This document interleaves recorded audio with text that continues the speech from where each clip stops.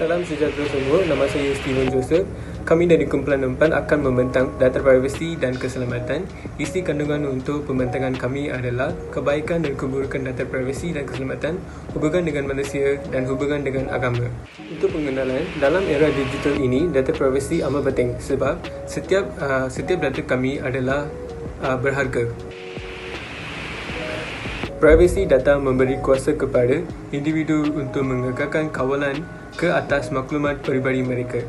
Ia membolehkan mereka memutuskan cara data mereka dikumpul, digunakan dan dikongsi. Privasi data memastikan maklumat peribadi tidak dieksploitasi atau disalahgunakan tanpa kebenaran. Aspek-aspek utama privasi adalah kebebasan daripada dicerobohi, kawalan maklumat individu, kebebasan daripada dijejak. Seterusnya, data privasi keselamatan merujuk kepada langkah-langkah dan tindakan yang diambil untuk melindungi maklumat daripada akses, penggunaan atau pengubahsuaian yang tidak dibenarkan atau merosakkan. Ini melibatkan usaha untuk menjaga integriti, kebolehpercayaan dan ketersediaan data, terutamanya dalam persekitaran digital yang rentan terhadap ancaman cyber dan risiko lain. Seterusnya ialah beretika menggunakan internet dan media sosial. Pertamanya ialah berhati-hati menggunakan media sosial untuk tujuan peribadi supaya tidak mendedahkan sebarang maklumat rasmi. Keduanya ialah elakkan daripada membuat sebarang komen mengenai isu-isu yang melibatkan agensi ataupun organisasi atau yang berbentuk serangan peribadi. Okey, terima kasih Steven. Jadi di bahagian saya akan menerangkan tentang kebaikan dan juga keburukan tentang data privasi dan keselamatan. Jadi mungkin ada yang tertanya-tanya, kenapa masih ada lagi keburukan? Kenapa? Jadi sebelum saya menerangkan beberapa keburukan yang ada dalam data privasi ni, kita akan pergi dahulu kepada kebaikan. Yang pertama adalah kita dapat mengawal ke atas maklumat peribadi kita sendiri. Jadi kita akan pergi poin yang kedua. Poin yang kedua merujuk kepada pengelakan ancaman pengitipan. Okey, seterusnya poin yang ketiga adalah pertukaran maklumat selamat dan poin keempat adalah perlindungan terhadap ancaman cyber. Jadi ini adalah beberapa kebaikan-kebaikan data privasi dan juga keselamatan. Seterusnya, kita akan pergi kepada keburukan data privasi dan keselamatan.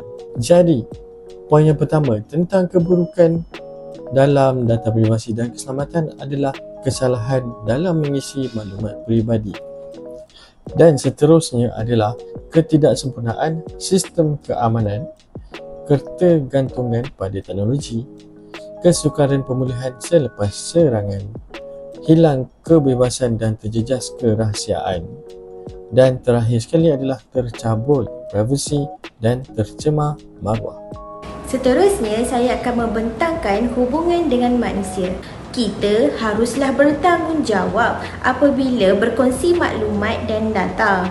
Sebagai contoh, kita tidak patut menyebarkan sesuatu ataupun berita palsu sehingga mengganggu dan menyusahkan orang lain. Yang kedua ialah melaporkan sesuatu kes kepada pihak berkuasa seperti kes mencuri data, menggodam dan lain-lain. Seterusnya ialah kita haruslah bertanggungjawab menjaga hubungan sesama manusia. Kita haruslah beretika dan menjaga akhlak kita. Kita seharusnya tidak perlu memberi komen yang negatif dan menghukum tanpa menyelidiki apa yang berlaku di sebalik masalah tersebut. Kemudian, di laman sosial, kita sebagai pengguna perlu bijak menjaga keselamatan diri. Sesetengah individu suka berkongsi perkara secara terperinci. Contohnya alamat rumah, pekerjaan dan di mana dia sering berada.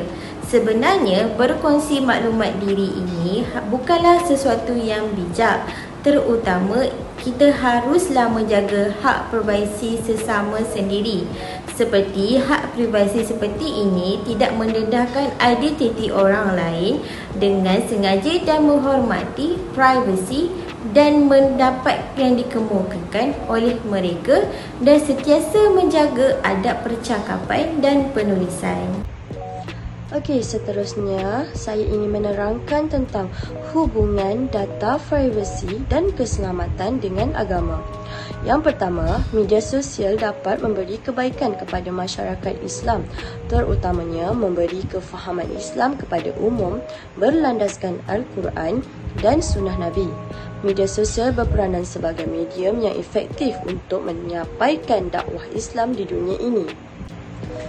Seterusnya, media sosial juga memudahkan orang ramai untuk mendapat maklumat atau kefahaman tentang Islam kerana masyarakat kini sering menghabiskan masa mereka dengan media sosial di mana-mana dan bila-bila masa sahaja. Assalamualaikum dan salam sejahtera. Di sini ingin saya simpulkan bahawa data privasi dan keselamatan adalah sangat penting pada dunia digital dan teknologi moden pada zaman sekarang. Kerana jika data peribadi kita bocor, maka berlakulah aktiviti jenayah seperti jenayah scam, kecurian data dan secara langsungnya akan meningkatkan kadar jenayah di negara kita dan menjejaskan keselamatan negara. Tanpa kita sedar, kita sendiri yang mendedahkan maklumat peribadi kita dengan berkongsi aktiviti di sosial media seperti berkongsi gambar, update status dan sebagainya.